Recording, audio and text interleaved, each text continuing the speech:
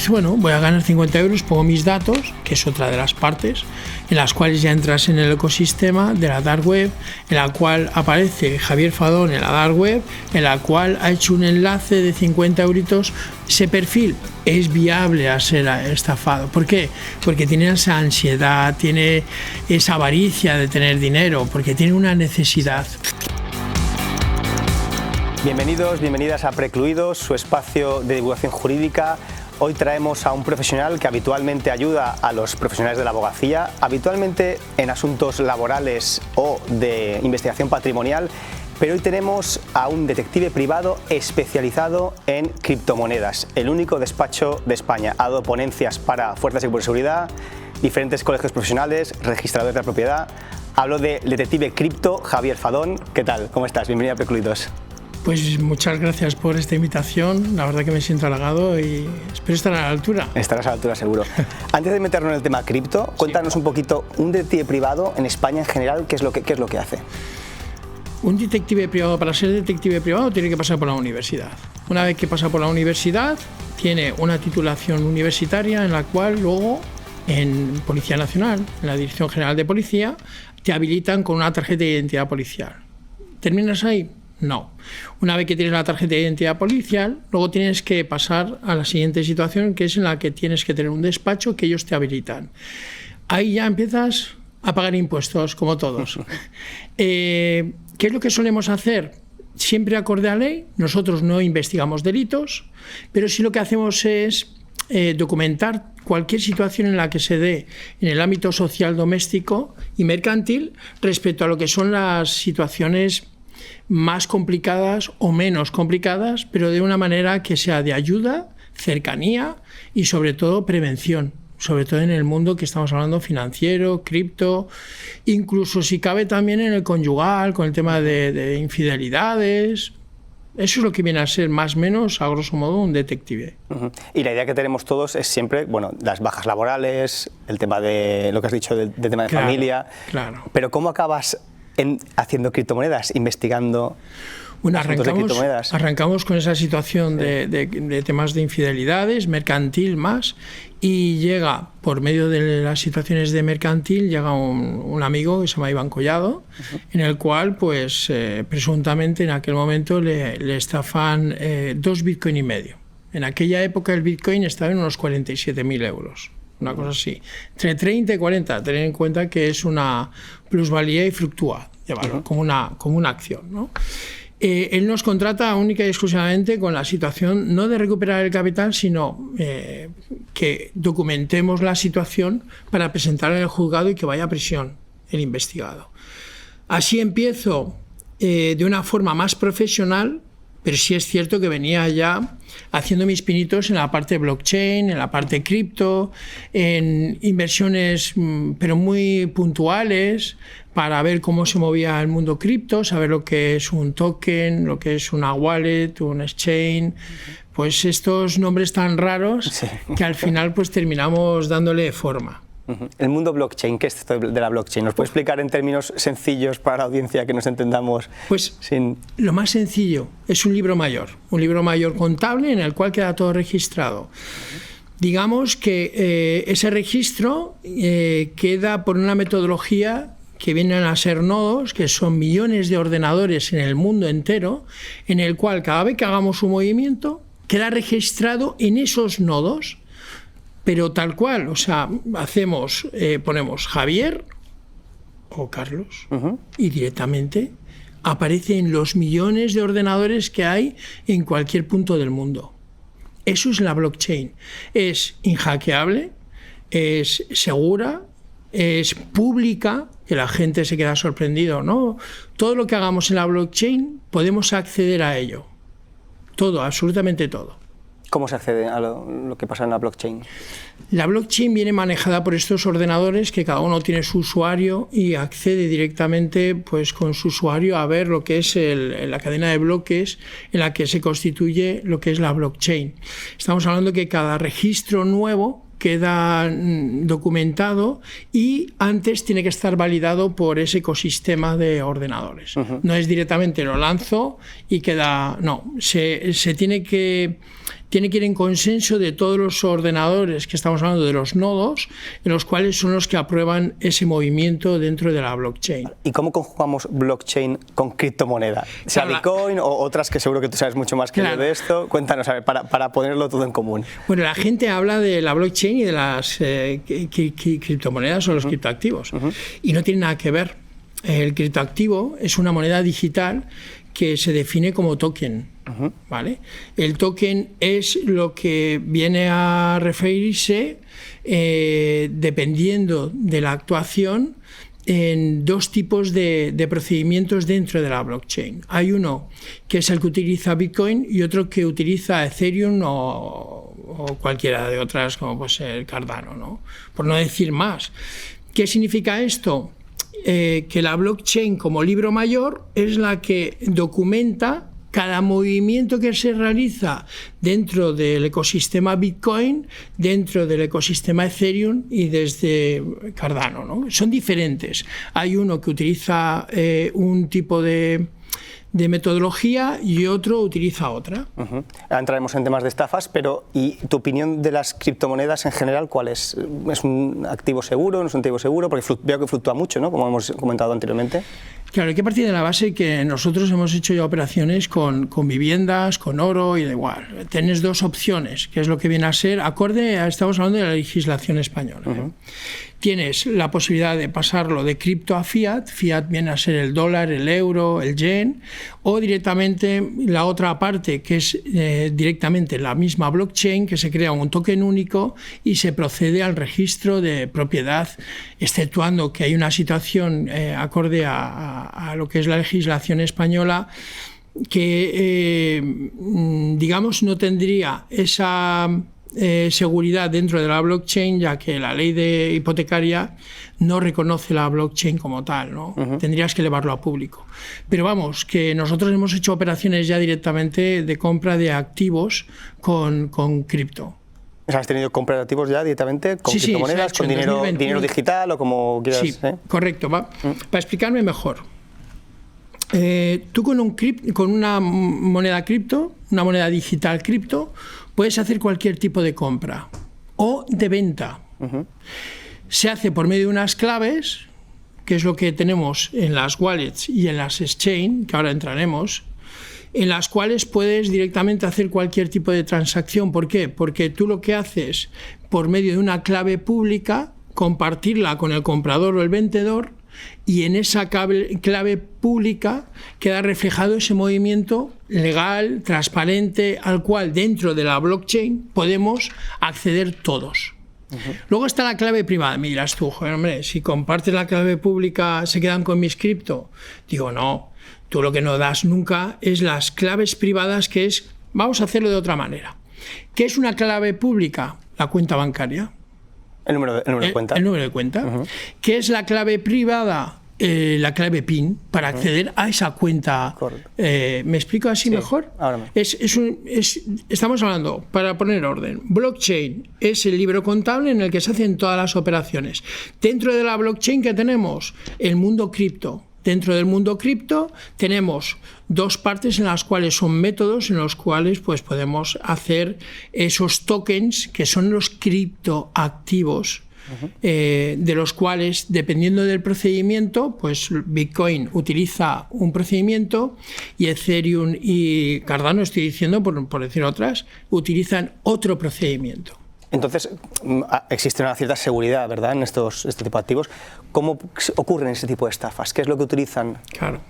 Aquí es donde entramos en otro tipo de situación, porque los criptoactivos son legales, son lícitos, lo mismo, y son públicos.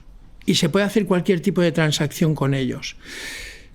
Desde una entidad bancaria, que es lo que podemos decir, o una exchange. De hecho, nosotros las operaciones de compra de activos las hacemos con una entidad bancaria que es de Bilbao, y otra, ¿sabemos cuál es? Y otra exchange que es conocida, ¿no? Que empieza por B, ¿no? Por no andar haciendo, aunque yo qué sé. Eso viene reglado por la ley MiCA, que entra desde diciembre del 24, en la que obliga a todas esas exchange, a esas entidades bancarias, vamos a decir nombre, Binance, Coinbase, Kraken, cualquiera de ellas, a que reflejen cualquier movimiento de sus usuarios para lo que es la CNMV, que es la que controla lo que son los movimientos de activos.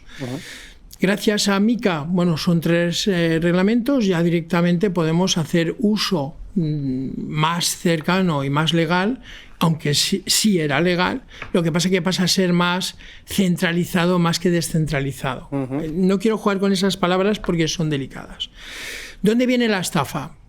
La estafa viene en el contacto, en la cercanía, en el engaño.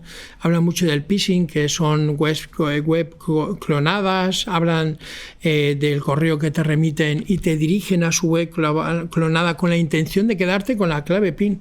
Pasa exactamente igual con las entidades bancarias. Lo que hacen por medio de ese enlace que te envían del engaño, que puede ser por Telegram, por redes sociales, por incluso páginas de contacto de Tinder, por ejemplo, que tenemos varios casos. Buscan esa confianza, esa cercanía, ese movimiento que llamamos nosotros de una forma más técnica "ooming", del peer-to-peer, que es la labor de persona con persona, en la que coges directamente y creas ese nexo y vínculo de familiar, de amigo, de ser su protector, de ser su salvaguarda para todo, y le terminas entregando hasta, yo qué sé, no solamente el número PIN, sino inclusive, por desgracia, la totalidad de los ahorros. O sea, por lo que vemos no es un tema mucho técnico, sino más psicológico humano, más de sociología, ¿no? De relaciones entre sí, estafado y estafado, y que uno consigue la confianza del otro para así poder acceder a este tipo de activos. Sí. Para ir directamente en Cyberwall. Cyberwall es un ente en el cual lo crea la policía para que nos juntemos diferentes perfiles y aportemos.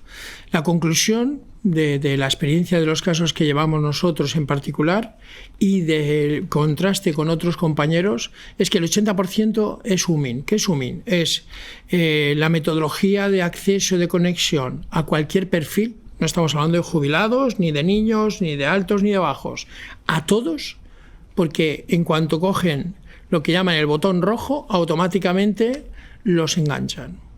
Por el nexo de unión, única y exclusivamente. Las cripto no son lo que se describe mucha gente como malas, como estafas. No. La estafa es la persona que utiliza el medio para engañarte y que le entregues tú las cripto. ¿Qué sucede? Que la gente desconoce muchas veces lo que hemos hablado antes. Las claves públicas, claves privadas, el phishing con una conexión directamente a tu ordenador que está encima en red y automáticamente tienes tú las claves ahí guardadas porque no te acuerdas y te entran exactamente lo mismo que pasa con una entidad bancaria que tiene una app en la cual tú accedes a su ordenador, siendo el hacker no ético, y accedes a sus claves. Es más, muchas veces por un enlace del correo te redirigen a su web y tú pones tus claves de forma voluntaria en la que al final terminan accediendo a tus activos. Esa es la diferencia, que uno se llama Bitcoin y otro se llama moneda fiat, que es lo que viene a ser el dólar, el euro y el yen. ¿Y cómo acaba un cliente al final? Porque imagino que denunciará primero a Fuerzas y por Seguridad. ¿Cómo acaba contratando contigo diciendo, oye, Javier, llévame esto, que aquí veo que no hay rastro? Hay una parte muy importante aquí, que es la del cliente afectado, el momento en el que siente vergüenza. Hay que partir de la base que muchos clientes no llegan a denunciar a policía por vergüenza de que les han estafado. No hablamos de un jubilado, hablamos de un profesional, sí. Un letrado, un economista, un juez, fiscales, policías. Dicen, ¿cómo puede ser que a mí me han estafado? Y ahí es donde entramos en la situación de valentía de ese cliente que llega primero a nosotros muchas veces, más de lo que creen, y luego ya pasamos a policía. Luego viene la siguiente situación. Llegas, pones a policía y tienes que saber cómo estructurar la denuncia para que lleve a buen puerto, porque luego la gente me dice, no, es que la policía no hace nada. Primero, que la policía no tiene tantos medios en el sentido de que son 4 policías. 4 policías para, si a mí me entran 8 o 10 casos diarios, a la policía no os quiero contar. Qué volumen de afectados, no solamente de cripto, sino del resto de estafas que hay. Hay que partir de la base que ellos son equipos pequeños y que a nosotros nos llegan con una cierta cercanía, en la cual nosotros estructuramos con letrados cómo generar esa denuncia para que luego haya un buen fin. Es que la gente se quiere que solamente es llegar, denunciar. Mira, hay veces que tienen contratos, otras que no, otras que, mira, me han captado así, me han captado. Hay que darle herramientas a Fuerza y Seguridad del Estado, igual que nosotros las pedimos en un principio. Y con esas herramientas es cuando llega a Fiscalía, y Fiscalía es la que toma las decisiones de investigar ese delito, ¿no? Aparte de policía, que ya hablamos de otra situación. ¿Qué pasa aquí? A nosotros, ¿qué es lo que nos encargan con ese contrato de autorización en la cual, gracias a España, somos los únicos detectives en Europa y, si no me confundo, en el mundo? Creo que no. En poder tener esta posibilidad y esta posición social en la que puedes investigar a cualquier persona dentro de lo que cabe, siempre y cuando no sea un delito, no sea pues un ente público. Hay unos parámetros que nos marca la ley, ¿no? Pues directamente nosotros captamos lo que es la intención del cliente, que muchas veces, más de las que creemos, son colaboradores que hacen un planteamiento para ver hasta dónde llegamos nosotros y si podemos localizarlos, que son los malos, y nosotros automáticamente lo ponemos en conocimiento de Fuerza de Seguridad del Estado, o el cliente en sí que está mal y está en el domicilio, le han quitado todos sus ahorros. Hablamos desde 20.000 euros hasta millones de euros. Nosotros tenemos clientes de 100 y pico bitcoins, de por aquí, de la zona de las islas. Tenemos un cliente en particular, ¿no? Directamente nosotros lo que hacemos es dirigir por medio de un cuestionario que tenemos marcado para todos cómo deben de actuar para llegar a esa denuncia. Es más importante de lo que parece, sobre todo la figura del abogado. La gente me dice a veces, hombre, pero el abogado es todo. El abogado tiene que ser el lector de todas las pruebas y recopilación que nosotros realizamos y exponerlas en sala para que Fiscalía, jueces y partes sean conocedores de los hechos. ¿Cómo describirlo? El abogado es, no quiero decir un notario, pero sí es el que da ese valor añadido, sabiendo estructurarlo jurídicamente en la sala para que tenga ese valor. Porque si nosotros no mantenemos esa cadena de custodia de recopilación de pruebas, no mantenemos ese porte ético, ese porte de no principios, en el sentido de que estamos entrando entre manos que si tú tienes una investigación en la que vamos a poner una cantidad pequeña, 1 millón de euros, y tú tienes para este tipo de estafas, claro, sí. En el cual tú tienes una provisión de fondos y un éxito, vamos a poner un 10%. Son 100.000 euros. Muchas veces en el ecosistema de los afectados siempre hay un colaborador y le va a decir al malo, oye, es que estos detectives, su fin, si es el económico, son 100.000 euros. Pone 200.000 euros, no hay que pagar el 1 millón de euros, se retiran, así le damos algo al abogado y otro al detective. Ahí es donde tiene que estar la parte ética del abogado y del detective. De no quitarse del caso. De no quitarse del caso previo pago. Ética y delictiva también, quizás. Bueno, pero aparte, cuidado, es que estamos hablando en un momento en el que nosotros hemos vivido situaciones de presuntos delincuentes de toda índole. Estamos hablando de policías, de jueces, estamos hablando de parte de Estados Unidos que viene reflejado aquí. En España yo creo que es una situación en la que no es como otros países, otros continentes, tenemos una ley mucho más dura, a pesar de lo que pueda parecer, o también yo creo más bien que viene por el porte de cada uno de nosotros, que tenemos unos principios más marcados de los que la gente se cree. Hay que partir de la base que nosotros, muchas de las situaciones que hemos vivido es por ayuda Alguno me dirá, hombre, claro, y por dinero, hombre, pues algo tendremos que hacer frente a los costes, ¿no? Pero yo estoy convencido que tanto fuerzas de seguridad del Estado como jueces como fiscales, siempre acorde a ley, sin posicionarse y siendo objetivos, lo hacemos desde un punto de vista cercano y de ayuda a la gente. Si no, yo creo que no podríamos hacerlo. Exacto, y aparte es muy difícil muchas veces separar ambos mundos, ¿no? La cercanía personal que puedas tener con lo que es la parte únicamente deontológica del trabajo. Es complicado. Hablábamos siempre aquí en este programa de la mochila que muchas veces el abogado coge del cliente y que se la hace suya y que, bueno, a veces es complicado hacer esa diferenciación.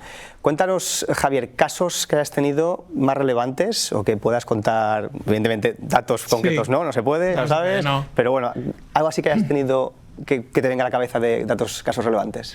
Bueno, sobre lo que acabas de comentar en el libro que escribí, el primero, viene reflejada la psicología del detective. Entra un poquito la del abogado, pero sobre todo la del detective. Ese primer momento en el que recibes el mensaje de esa desesperación, de ese no encontrar ningún tipo de resultado de cualquier profesional, porque no es sencillo, ¿eh? Parece que es sencillo el coges la investigación y la estructuras con un abogado que tiene que saber estructurar la querella. Claro. Ahí nosotros nos apoyamos mucho en Julio Sánchez Martínez Abogados, con María Lillo, que sabe leer todo esa documental que nosotros aportamos de análisis de lo que es la recopilación UMIN, estructural, patrimonial, y llevarlo a esa querella para dejarla reflejada en lo que es en la causa, para que ese fiscal tenga la máxima fuerza para estos, iba a decir otra cosa, pero malhechores, ¿no? Esa es la realidad. Caso en particular, bueno, pues tenemos varios. Hay uno que es el que más me ha marcado, que es el que he puesto en el libro por esta amistad, que con el fin de ayudar a los demás y sobre todo con el fin de meterlo en prisión, a este hombre que todavía está la causa abierta, aunque conseguimos 3 años de prisión preventiva, que eso es otro punto que podremos tratar más adelante, si la legislación está acorde a lo que es este tipo de delitos, pues llegaron unos afectados en los cuales estas víctimas lo estaban pasando tremendamente mal. Se estaban dando de golpes contra la pared porque tú hablabas de cripto en el 2020-21 y te decían que eso era inviable. Es más, no se reconocía ni lo que es como plusvalía en sí. O sea, lo único que había es anterior un reconocimiento de la inversión inicial, pero no de los resultados. Ese es el problema que había, que nosotros, gracias al despacho de abogados, Julio y María Lillo, conseguimos avanzar. Luego está la parte de la recopilación y del análisis previo. Hay una situación en la que directamente llegan los clientes, los que te captan porque quieren siempre la recuperación, aunque nosotros nunca afirmamos que hay una recuperación de lo que es de la inversión, ya que seríamos otros estafadores. Lo que sí aseguramos es el esfuerzo, los medios, la metodología, pero no el resultado. Correcto. Y aquí entramos con Hernán, que es un buen amigo y compañero. Y en tándem los dos iniciamos esta investigación en la cual teníamos que gestionar cada punto que nos daba cada afectado, porque estábamos hablando de más de 100 afectados en los que cada uno tenía una casuística diferente. Había uno que sí era inversor real, que es el que aporta capital sabiendo que lo va a perder. Está el joven, como pasó, que aportó capital de los padres, que era la jubilación entera de los padres. Tenemos el divorciado que en lugar de meterlo o divorciada en invertirlo en lo que es otro activo, lo invierten aquí porque se les ofrece una rentabilidad mega alta, que ahora a situación pasada, me dice la gente, no hombre, pero ¿cómo no se da cuenta? Digo, porque entras en la nebulosa en la que él te va convenciendo con aportaciones de capital iniciales muy bajitas, vas ampliando y te ves al final en una situación de 18, 20, 50.000, 70.000, 400.000. O sea, poco a poco va consiguiendo... Exacto, la metodología de ellos son la confianza. La confianza entre... Confianza. Te hacen una inversión inicial y te van dando caramelos de rentabilidad. No, pero tú lo puedes sacar. Nadie te está diciendo que no lo puedes recuperar directamente. No haces la recuperación por avaricia, ves cómo va subiendo, que has hecho una inversión, voy a poner de 1.000 euros y pasa a 7.000 en una semana. Luego viene el kamikaze, que ya directamente pide un préstamo personal porque dice, bueno, es un 7% de interés, a mí me dan un 24%. Claro, quiere sacar la diferencia a costa y lo saca. Y luego viene la siguiente situación en la que una vez que ya estás dentro, ya te das cuenta de que no lo vas a recuperar y empiezan a ofrecerte píldoras de, bueno, mira, vamos a hacer una cosa, te vamos a dar esa recuperación de capital, pero nos tienes que hacer una aportación de los impuestos que hay en tu país. O si nos das 500 euros más, podemos hacer un análisis para ver cómo podemos que hagas esa extracción del capital. Cuando ya te cierras en banda porque ya llegas a un profesional, como puede ser un abogado o un detective, automáticamente aparecen entes en los que les van llamando. Mira, somos una agencia de investigación profesional, sabemos de tu tema porque nos ha llegado por un grupo de afectados y te ofrecemos nuestros servicios a razón de tanto, la recuperación es segura porque ya hemos localizado los importes y vamos a tener un éxito brutal. Gracias a Dios, el 99% de mis clientes primero me llaman, Javier, me está escribiendo este despacho, ¿quiénes son? Digo, según la estructura no es viable, pero te lo voy a mirar. Lo miramos y automáticamente detectamos que es una estafa. Vinculada solamente con los primeros estafadores. Correcto, siempre el nexo de unión, esto estamos hablando de grupos organizados. Grupos organizados que están en una sala como este plató, en el cual directamente en el mismo espacio hay 50 mesas, en las cuales está el captador, está el que fideliza al captado y el que luego pasa a la siguiente situación el grupo de abogados, grupo de investigadores, todo queda en el mismo nexo porque es lo que entra en la cartera. Aquí nosotros colaboramos con Selva Orejón, que es una gran profesional del cibercrimen, en la cual comparto mesa en muchas situaciones, como va a ser ahora en breves el día 30 de junio, en el que haremos algún taller para que los que quieren entrar en esta situación de prevención, sobre todo, puedan aprender lo que son los movimientos a entrar en ese tipo de inversiones. ¿Con esto qué puedo decir? Pues mira, la gente me dice, tu labor es técnica. Digo, no, mi labor es humana, 80% humana. De hecho, lo compartía en la última que ha sido en Cyberworld y también lo he compartido en un podcast que he hecho en Alicante, de Ser Detectives, o en otros podcasts, ¿no? La gente no comprende que el 80% es humano. Lo que se están especializando, y lo hablaba el otro día con Selva, dice, ¿qué 10 puntos le darías tú a la gente para que sea consciente de cómo va avanzando acorde la IA? Viene apretando fuerte, ¿cómo ven tu punto profesional? Digo, pues te lo voy a decir, la IA la estoy utilizando para la blockchain, que viene espectacular y además de hecho es un presente ya más que futuro. Pero la gran especialización del profesional de la estafa es la calidad humana. Es cómo llegar de forma más rápida a esa víctima. Cómo ejecutar, que no se les note esa celeridad, esa prisa porque hagan la inversión. Se están profesionalizando en la parte de conectar, en la parte de fidelizar, en la parte de llegar a ser ese familiar que no han tenido, ese familiar que han perdido, ese familiar que le da esa seguridad y sin darse cuenta se está llevando su vida entera. Es que al final parece que estamos en siglo XXI, toda tecnología, IA, y somos seres humanos, tenemos nuestros sesgos y en este aspecto podemos ser fácilmente, digamos, manipulables. ¿Qué tips, qué consejos das a los clientes o cuando haces este tipo de ponencias para evitar este tipo de estafas? Claro, me piden 3 puntos. Yo digo, prevención. Dice, hombre, ¿cómo? Sí, la prevención. Tenéis abogados, tenéis detectives. Una consulta puede rondar en un... ¿qué puede ser? Un importe mínimo. Y a este inciso, te hago un pequeño inciso a este punto. Las consultas, ya no solo en temas de criptomonedas, en cualquier asunto de índole jurídica un poquito más técnica, pagar una consulta sale barato. Y esto, incluso a propio abogado no especialista en arrendamientos, por ejemplo, que vaya un colega especialista en fiscalidad, en penal, en lo que sea, sale barato la consulta. Pero bueno, esto perdona que te he hecho ahí el inciso porque es así. No, pero es real, pero es que inclusive yo le digo a la gente, no te preocupes, la consulta te la descuento de la investigación. O sea, no tengáis miedo, que la gente no tenga miedo a hacer las consultas, porque somos su brazo fuerte. Es la única forma de parar este tipo de estafas es la prevención. Directamente, que pueden ser 50, 60, da igual, es más económico que cualquier tipo de inversión que les van a captar.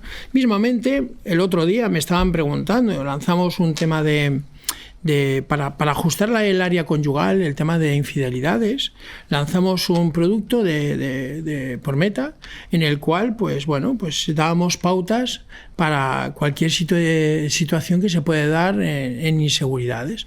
La prevención. Si tú crees que te están siendo infiel, nosotros te damos una consulta gratuita. Porque la gente no entra porque dicen, ostras, es que voy a pagarle a este hombre. Y la consulta gratuita, claro, ¿qué consultas me hacían? ¿Podemos tener clonado el WhatsApp de mi pareja? Digo, caballero, si le autoriza a ella, sí, claro. Nosotros podemos hacerlo, pero previa autorización.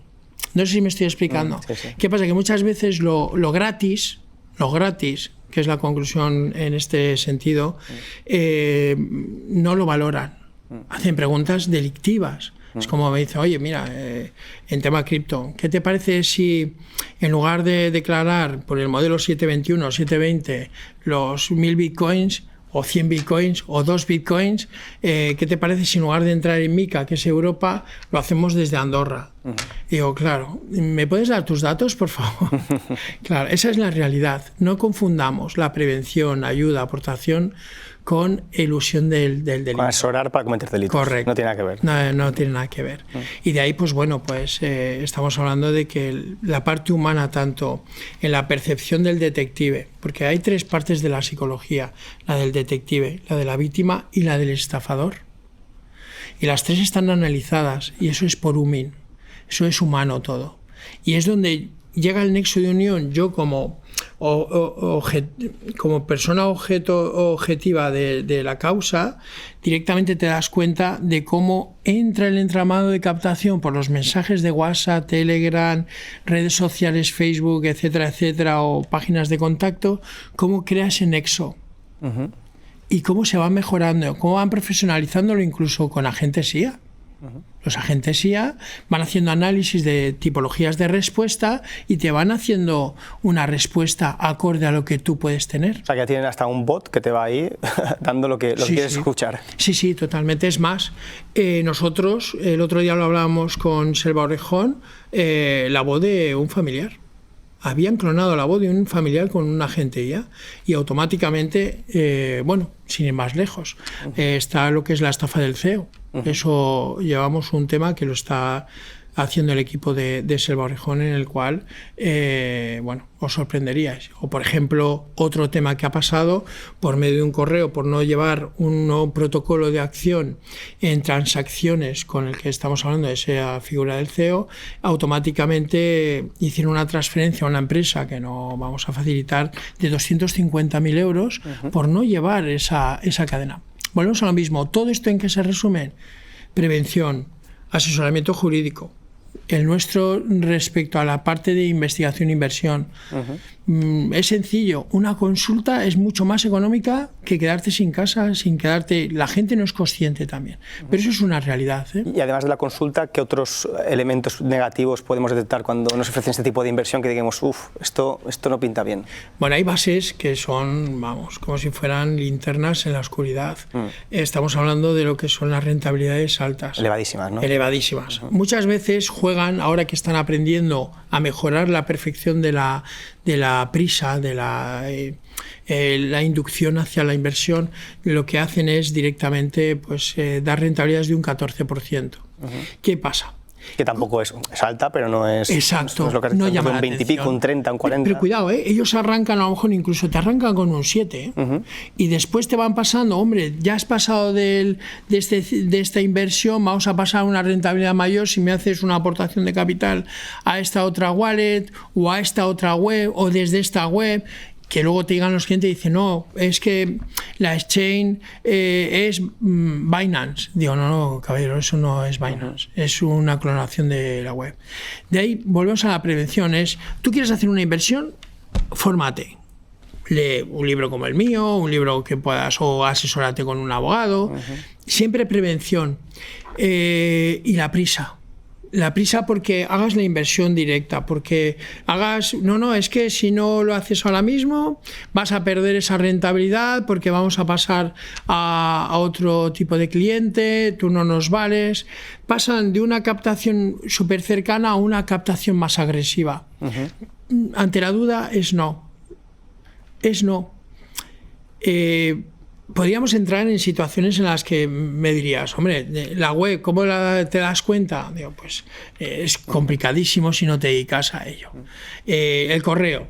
No abras correos que no van dirigidos. Claro, me dirá algún cliente que me está viendo, claro, Javier, eso me lo has dicho 1000 veces, pero si te llegan y te dicen, si haces este enlace vas a tener un ingreso gratis de 50 euros iniciales, pues solamente por darte de alta, sí. Son 50 euros.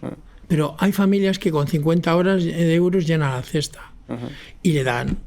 Dice, bueno, voy a ganar 50 euros, pongo mis datos, que es otra de las partes, en las cuales ya entras en el ecosistema de la dark web, en la cual aparece Javier Fadón en la dark web, en la cual ha hecho un enlace de 50 euritos. Ese perfil es viable a ser estafado. ¿Por qué? Porque tiene esa ansiedad, tiene esa avaricia de tener dinero, porque tiene una necesidad. Esa necesidad, claro. Y ahí es donde pasas a la lista de los necesitados. ¿Y a nivel personal te afecta más este tipo de clientes? El cliente desesperado que no llega a fin de mes, que lo intenta, que pide un préstamo y mete ahí el dinero. ¿Cómo te llega ese tipo de sucesos? Bueno, es delicado, ¿eh? Es delicado porque en algún caso llegan situaciones muy extremas, porque hay que partir de la base que pueden tacharlos de avariciosos. Sí, lo típico será, es que usted es y un insulto, o no tiene muchas luces. Claro, pero póngase en su situación, cuidado, que a lo mejor estaríamos ahí todos. Hemos cometido un error. Hay que partir de la base que ha sido valiente, que es lo que digo. Yo, para mí, una víctima que comparte su error, para mí es un héroe. Partiendo de la base que es un héroe, que está compartiendo ese error, luego hay que darle pautas sin asegurar éxitos, porque pasas a ser otra vez una víctima. Te llega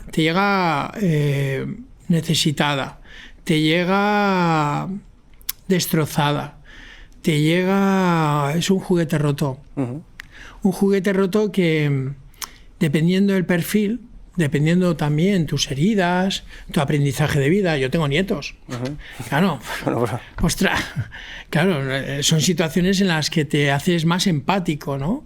Y tienes que saber gestionar esa situación, a no entrar en una dinámica en la que te crees que eres el salvador, el Cid campeador de todos ellos. No, tienes que ser objetivo. También entra mucho el equipo que tienes, ¿eh? Yo con Julio y con María Lillo, Julio Sánchez y María, llevo muchos años y para mí son un soporte tan fuerte o más como también lo es Selva Orejón, que es la parte técnica. Yo tengo un hacker que es un crack, que se llama Rubén, que también es otra de las partes que la gente lo ve a veces, está tatuado hasta las orejas, y dicen, ostras, este es un malote y luego no es nadie, es una bellísima persona. Es delicada la pregunta que me haces, porque de tantos clientes, también los tenemos los que pagándonos una consulta luego se creen con derecho a todo, ¿no? Incluso te llaman vendehumos porque les has dicho, no, mira, esto no lo puedes hacer así. No, porque tú no tienes ni puñetera idea. Esta rentabilidad es así y yo creo que tú no tienes ni idea. Al año viene. Bueno, todos hemos tenido clientes que lo que quieren es una confirmación de su opinión, Correcto. sea jurídica, sea de técnico, y ya está. Simplemente quieren que les digas que tienen la razón. Correcto. Y cuando dices que no, pues no les sienta bien y se van a otro, pues nada, pues ahí tiene usted la puerta abierta porque le interesa que se vayan. Sí, Eso es mejor que no se queden. Pero terminan volviendo, a la larga. No, a la larga todo vuelve. Sabemos que terminan volviendo, entonces ¿ahora qué hacemos? Pues les seguimos escuchando. Eso es lo que la gente no ve. Hay clientes que, bueno, Google, la parte de opiniones mía, me empezaron a enviar correos diciendo, usted está abonando a estos clientes que están escribiendo aquí que ha llegado, que gracias a que llegó Javier con su equipo y demás. No, yo no pago nada. O sea, eso son realidades que están viviendo en el día a día, porque no olvidemos que lo que están invirtiendo, fuera la situación que fuera, por avaricia, por querer ganar más, por tener más patrimonio, por ser, yo qué sé, qué adjetivos se le puede dar, hay que partir de la base que está roto y que viene con deudas, que viene muchos que no pueden ni comer, muchos que han fallecido familiares por circunstancias de este tipo. Hay que ser psicólogo, hay que ser, aparte de criminólogo, psicólogo, hay que ser empático y hay que saber gestionar su dolor para transmitirlo de tal manera que sea eficiente y eficaz. Son dos palabras que para mí son como si fuera el Padre Nuestro. Tú tienes que coger la máxima información para darle forma en el laboratorio nuestro y pasarlo directamente a esa parte técnica. Luego viene la parte técnica, luego vienen los software en los cuales nosotros nos apalancamos para realizar las trazabilidades, llevar la cadena de custodia de pruebas desde lo que es la Wallet Genesis hasta lo que es el final, que ahí viene una metodología técnica de la cual pues Selva Orejón es una fuera de serie, tiene un equipo que es brutal, que también lo comparto con ellos, en el que, bueno, son variables. La gente me dice, bueno, está la wallet Genesis, la wallet porque luego lo pasan a otra wallet en la cual directamente ahí pasan la mayoría del capital, de esa wallet pasan a una tercera, porque cuantos más movimientos, según ellos, menos rastro queda, y eso es inviable en la blockchain. En la blockchain queda rastro. No es como la otra parte de la que es entidades bancarias, en la que tienes que ir por medio de fiscalía, entidad bancaria, para que te den por la ley de protección de datos y demás. No. La blockchain es pública.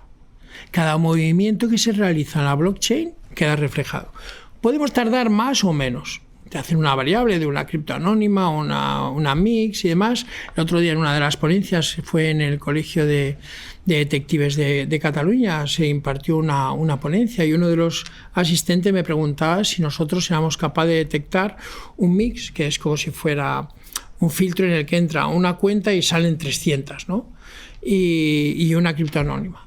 Digo, pues a las dos te digo que sí, tarde o temprano, porque no es por la cripto anónima, sino por la raíz, por donde vamos cogiendo lo que es el rastro y terminamos en el investigado. Sí. No, y aparte del tema de las opiniones, yo puedo dar fe, porque tuvimos un asunto conjunto que no es tu especialidad, fue un tema de arrendamientos, donde hubo que investigar a la persona que decía que era vulnerable, que no lo era. Claro. Desgraciadamente, la carga probatoria aquí compete a la demandante, la actora, y hubo que demostrar que lo que decía era mentira, y se pudo recuperar ese activo, ese inmueble, bueno, ese inmueble, no activo, porque hablar de activos a veces se ve como inmuebles, claro, o sea, ese inmueble que era de una persona, gracias a desmontar todo, pues, o sea, que doy fe del trabajo y sobre todo de la disponibilidad que tenías, que decía, bueno, este señor no para, porque estaba aquí, estaba ahí, digo, es que vamos, me está dando, no sé si más trabajo, que es increíble.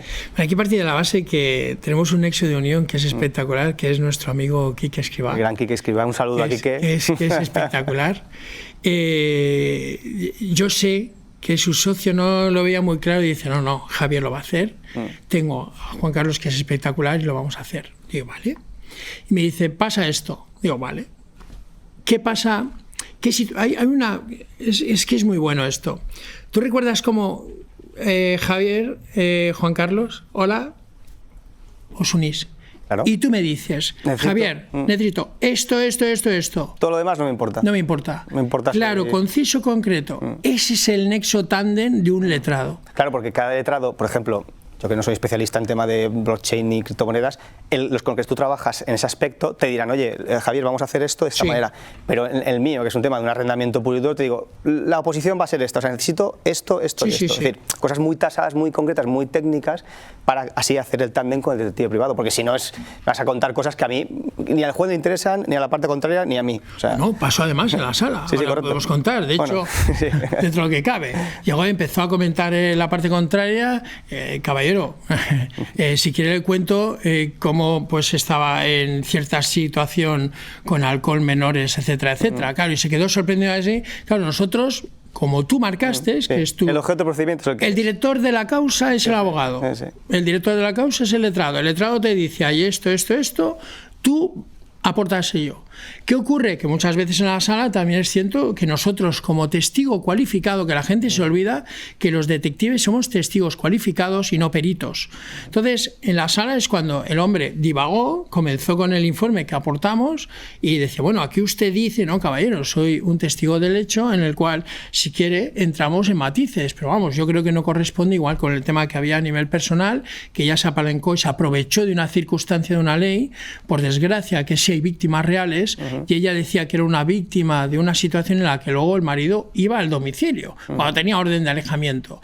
No solamente eso, que se llevaba hasta los niños al colegio, y el domicilio de la empresa estaba en el domicilio de la cónyuge. Entonces, claro, si el letrado te da unas pautas, lo dejas claro, y aparte te apoya en sala, es demoledor. Como dijo nuestro querido Quique, cuando llegas al juzgado con la artillería. Sí, no sé cómo lo dijo, porque Quique, lo de Quique es una cosa de comunicación. Pero al final vamos a lo que vamos. O sea, que en cada pleito diferente de cada especialidad, un tema laboral, un tema de civil, de arrendamientos, un tema de criptomonedas, es muy importante ese tándem con el detective para preguntarle, para pedirle, oye, esto hay que enfocarlo por aquí, porque todo lo demás, jurídicamente a mí me da igual. Que este señor se vaya al karaoke a las 3 de la mañana a cantar, pues a lo mejor es irrelevante y no nos van a cortar enseguida. Claro. Te voy a preguntar, que nos queda no mucho tiempo, el uso de la inteligencia artificial en temas de, volviendo a las criptomonedas, ¿cómo está afectando, cómo va a afectar? Más allá de que los estafadores la utilizan para cometer hechos delictivos, bueno, ¿cómo lo ves? Hay una parte, hablando de inversión, por ejemplo, yo tengo un buen amigo, Javizón, que es un freelancer en inversiones, y luego tengo otro que vamos a poner dos, un trader y un profesor trader, que es David Cánovas. David Cánovas acoge a la gente y le da formación para qué es lo que tiene que hacer en las inversiones. Le enseña paso a paso cómo va realizando un trader la lectura de las velas para trabajar a futuros, o depende del método que te aporte David y que te vaya mejor a ti. Eso es una cosa. ¿Ahí se utiliza un bot? Pues hay en situaciones que sí se utiliza un bot. Un bot es un automático con un software en el cual se apalanca para ver los resultados. ¿Eso te asegura una inversión rentable? No. Te asegura una lectura a corto o largo plazo de los movimientos de esas cripto o esas acciones. Y luego vamos a Javizón. Javizón es un hombre que, por su experiencia, en el cual tiene un bagaje muy amplio, invierte directamente y comparte sus inversiones en un grupo legal de Telegram en el cual tiene su comunidad y lo comparte. ¿Los dos utilizan la IA? Por supuesto que sí. Además lo dice, no tiene ninguna pega. ¿Es buena la IA? Para mí sí lo es. ¿Quita trabajo la IA? No está quitando trabajo en el mundo nuestro tecnológico, absolutamente, es un por mil, está aportando mucha más calidad. Estamos hablando de análisis que terminábamos antes en un mes, lo terminas en una semana. Estamos hablando de que los resultados respecto a los que es la lectura de trazabilidad, de la lectura de las velas, Según las velas me refiero a los resultados de los movimientos de las cripto o de las acciones. Es mucho más rápido y analítico, aunque siempre estamos hablando de que la calidad humana es muy importante. Para mí la IA es un presente ya y es necesaria. ¿Tú lo utilizas en tu despacho para gestionar todos los...? Lo utilizo en todo. ¿Y cómo te ha cambiado ese de pre-IA a post-IA? Pues estamos hablando de no solamente en facturación, sino en servicio. O sea, yo me dedico más a lo que es la calidad humana, al cliente, más que antes que tenías un montón de documentos en los cuales no eras capaz de sacar, y tú ahora mismo con diferentes IAs haces ya lo que es... Pero es curioso lo que dices, que puedas atender mejor al cliente más humanamente utilizando más inteligencia artificial. Esto es bastante curioso, bastante sí. No es intuitivo. Y cuidado también, que estamos hablando de que la IA ahora mismo va legislada, que es otra parte que se nos olvida de los 13 o 17 puntos que marca la Unión Europea, porque también estamos haciendo investigaciones de empresas que están divulgando por medio de la IA informes internos de la empresa. Incluso cuando hacemos investigaciones de vulneración empresarial por ¿cómo decirlo de una forma? Bueno, os voy a contar un caso. Llega un CEO, le da por preguntarle al ChatGPT una cuestión de la empresa y de repente le salen hasta los planos de lo que está planteando. Y dice, ostras, pues si esto no puede ser, si esto lo hemos tratado en la Junta hace 2 días. Claro, la IA es buena, sí, pero hay que saber utilizarla como todas las herramientas que se nos dan. Lo que no puede ser es divulgar cualquier tipo de metodología, o yo, por ejemplo, los informes los tengo que hacer yo. No voy a poner que Juan Carlos realiza una contratación de esta tipología y le cargo las fotos, le cargo toda la trazabilidad. Pues no, estoy divulgando una información que es confidencial. Tú le puedes dar el esqueleto anónimo. Correcto. Y luego ya... Puedes dar una estructura. Dame una estructura financiera para presentarla en sala, aparte del abogado de la parte del cliente, y que tenga facilidad para llegar. Y luego ya haces el desarrollo. Claro. Es que la estructura en sí ya nos daba muchas horas de trabajo. Y para mí la IA me está dando, ya ves, estoy que no me paro de mover y además que tengo un equipo que es espectacular. Y... Sí, porque esto nos hemos dejado claro, trabajas en toda España, ¿verdad? Sí, sí. A nivel nacional, bueno, he hecho seguimientos hasta Guinea-Bissau, detrás de un investigado, pues en Portugal está aquí al lado, pero tenemos clientes de Tokio, tenemos clientes de Estados Unidos, tenemos clientes muchos de Latinoamérica, muchísimos, más de los que creíamos. ¿Inversores de Latinoamérica que viven aquí en España? ¿O qué? No, nosotros cogemos causas de otros países, teniendo un español siempre, lo llevamos a Audiencia Nacional.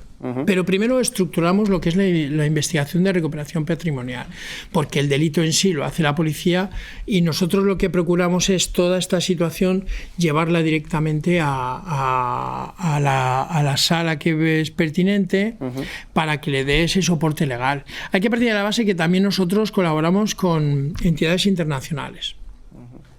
Esto nos da un bagaje en experiencia internacional muy importante.